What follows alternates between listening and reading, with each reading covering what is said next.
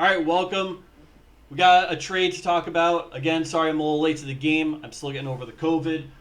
Canucks essentially get Elias Lindholm from the Calgary Flames. Elias Lindholm, very good two-way center. A 1 or 2C depending on what you determine. The past 2 seasons, he's been a 2C. This season, last season, has been a 2C. The season before, he was more of a 1C. Again, playing next to Johnny Gaudreau helps. Since they've parted ways, both players have declined a bit in production. Don't forget about Matthew Tkachuk in there as well. 2021-2022 NHL season, Elias Lindholm played all 82 games, 42 goals, 40 assists, 82 points. He was a plus 61. That line was one of the best lines in the league by far. 2022-2023 season hits, which is last year, 80 games. So again, playing every game, which is important. 22 goals, 42 assists, 64 points. He was a plus 6. So steep decline in number of goals. You know, if he gets 20 more goals, you're looking at about the same point production as the year prior. 20 goals is a lot, right? This year, 49 games played, 9 goals, 23 assists, 32 points. The point production still there, right? -8 on the year. Playing on a Calgary Flames team that has had its ups and downs. It's a very funky team to watch. Some nights they look good, some nights they don't look good. Some nights certain lines look fantastic and other lines look awful. And you can say that about the defensive pairings and so on. So Lindholm, 40 goal point per game upside, Selke finalist upside. Downside, second line center, probably at worst. Canucks need a second line center. This trade did not surprise me for the Vancouver Canucks. I had this on my trade board that the Canucks needed a second line center. Because who's is it Bluger? Is it Pius Suter? Who's your second line center? Now it's Elias Lindholm, which is great. It frees them up.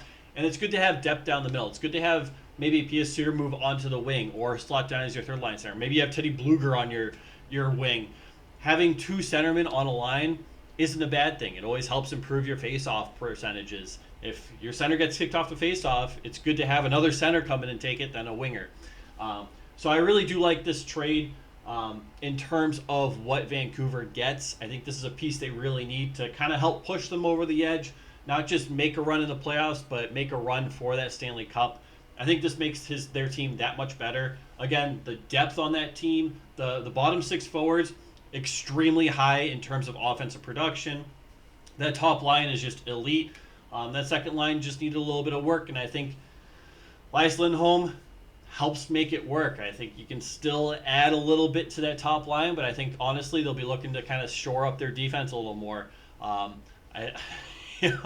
don't think it's all that bad of a forward group. It's probably one of the better forward groups in the entire league, so much respect. But man, they had to pay a lot to get this guy. They do get plus $650 in cap space, so they get a little bit of extra cap space to work with going into the trade deadline. The Flames lose $650,000 in cap space, but the Flames get a haul. Flames get Andrei Kuzmenko. He's making $5.5 million against the cap. I believe he's an unrestricted free agent at the end of this year. Let me look that up real quick. I'm pretty sure he is. That's kind of important. Nope, he signed through next year. Glad I didn't say that. Okay. So you get another year of Kuzmenko. Wait. I'm sorry. I'm not going to edit this either. That's a lot of work. Oh, yeah, okay. Yeah, all right. I'm not crazy. Sorry.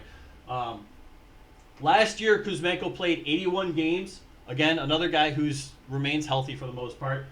81 games, 39 goals in his rookie season, 35 assists, 74 points. He was a +9, 8 penalty minutes all year. He took 4 minor penalties the entire season. That is impressive. Got to give him credit for that. Not too many players take that few minor penalties. There are a few throughout the league, and there are a few that beat out Kuzmenko. But that's incredible discipline from a player right there. You don't want a player to be hurting your team more than more than you want. So this year, Kuzmenko taking a step back. 43 games played, 8 goals, 13 assists, 21 points. He's a -1, 6 penalty minutes. Penalty minutes, fine. Healthy, that's good. but he has 40-goal potential. Again, it depends on his line mates, depends who he's playing with. I think it'll be a bit of a better fit in Calgary. I think his playstyle suits more towards the playstyle of someone like Jonathan Huberdeau. More of a scoring off the rush type game, can cycle in the offensive zone. But, you know, the Flames like to play a dump and chase style. So I think if Kuzmenko is placed on line with Huberdeau, that could help both of them really bounce back because their play styles will complement each other quite a bit. So I do like this a lot. Again, both of these guys, Elias Lindholm and Kuzmenko, down years with 40-goal scoring upside. So both of these guys need a bit of a change of scenery. We didn't know if Elias Lindholm was going to re-sign in Calgary or if Calgary, we think Calgary wanted to re-sign him. Nonetheless, this happens. Excuse me. So that's just one piece. They also get Joni Jurmo. He's a 2020 third-round pick of Vancouver. He's an unsigned D-man playing in Liga. He's an okay defensive defenseman, but there's speculation he might not just come to the NHL. Likely have to start in the AHL first and work his way up. And his ceiling's kind of like a seventh forward or seventh defenseman at this point. So we don't know. He's still young. There's still chances. We don't know. I certainly haven't watched him in Liga. I'm just going off scouting reports and such. I meant to look at how to say this guy's name. Hunter. I don't know. Bruchezwitz. I'm so sorry. Should have looked that up first. 2023 third-round pick from the Vancouver Canucks, which was his last draft. He's an unsigned D-man in the OHL, having a pretty good season with the Kitchener Rangers in the Ontario Hockey League. 49 games played, 8 goals, 61 assists, 69 points. He's a plus 28, again, as a defenseman. I haven't read scouting reports on him. I don't know if he's an offensive first defenseman or a two-way defenseman. Typically in the Canadian Hockey League, we see a little higher point totals than we do in the NHL, and especially from D-men. Defensive defensemen in the Canadian Hockey League can put up point per game numbers, and that will not translate to the NHL. So I don't have any insight to that, whether he is an offensive first defenseman or he's a defensive defenseman or a two-way defenseman. I don't know. But this dude's putting up some pretty solid stats in the OHL. So I think that's a pretty solid prospect pickup for Calgary to look towards their future. They also get a 2024, which is this upcoming draft, first-round pick from Vancouver. Again, Vancouver looking to make a Stanley Cup run, so this could be a later pick in the draft. But again, as I said last video, sometimes there are gems in the later first round. Again, I'm going to keep referencing David Pastrnak. He was a pick in the early 20s. There are gems that come up in that late first round. There are also plenty of duds. So we'll see. Having a first-round pick over a second-round pick gets you a better chance of getting a top 6 forward, top 4 defenseman, star player. But it's also hit or miss. You never know how the player's going to pan out, especially later on in the first round. They also get a 2024 fourth-round pick from Vancouver. Now, if Vancouver makes it to the Western Conference Finals, which means they're in the Final Four for the Stanley Cup, that fourth-round pick becomes a third-round pick. So essentially, Elias Lindholm is traded for Kuzmenko, a decent prospect, I'd say a B-tier level prospect at this point, a first-round pick, and either a third or a fourth pick. That is an absolute haul. Again, there are reasons both teams did this, and I understand. But I do think Calgary got a lot in exchange for Lindholm. I do think Calgary, on the surface, won the trade. Obviously, we need to see how Kuzmenko is going to pan out. We have to see how the two prospects are going to pan out. I don't know if Jurmo is going to sign in the U.S. It doesn't look like he will, but again, he's young. Things change. We'll see how... I need to look this guy's name up. Brustowicz will pan out. You know, should he make it to the NHL? How will he perform? What will his first round pick be? How will that player perform? We won't know for years, and that's okay. Will his third or fourth round pick pan into an NHL player? We don't know. But we do know that both of these guys have 40-goal upside. Lindholm fills the need of the Canucks to help them push them into that Stanley Cup final contention spot. Kuzmenko is a good player that can help keep the the Calgary Flames present and in the playoff hunt. He is a very talented player. Again, having a down year, but has that 40-goal potential. And it looks like they probably weren't going to be able to come to a final contract with Elias Lindholm. So you trade him and get something rather than just letting him go on free agency and not getting anything.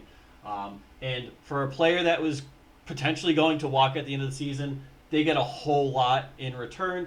Lindholm, unrestricted free agent at the end of this year.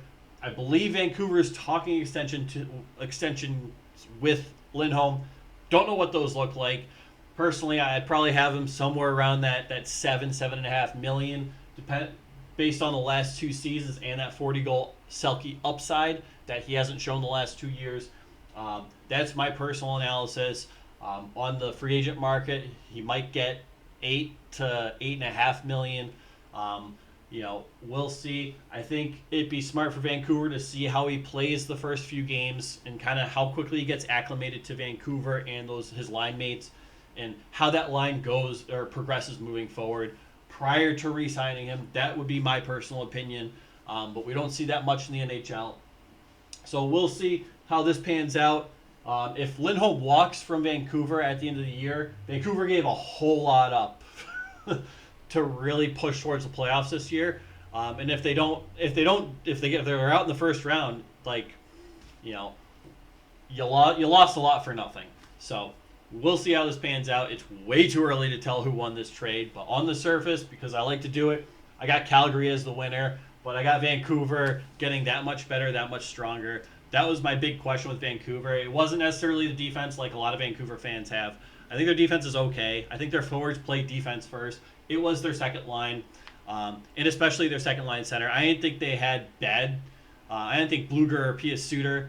I think Pius Suter's played a majority of second line. I didn't think either of them were bad in that role, but you need a little more production from your second line center, and they get that with Lindholm. They also dump off a contract that wasn't necessarily working in Vancouver this year, because Rick Tocchet hasn't been a swan story, right?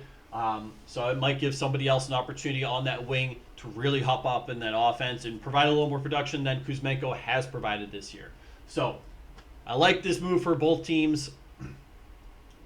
Yeah, Vancouver gave up a lot, so we'll see how this pans out. Let me know what you think. Who won the trade? Do you know how to say this guy's name without looking it up? Because I apparently don't. I do know how to say Yoni Yurmo's name, though, so I'm proud of that. That's all I got. I appreciate you watching. Take care, all right?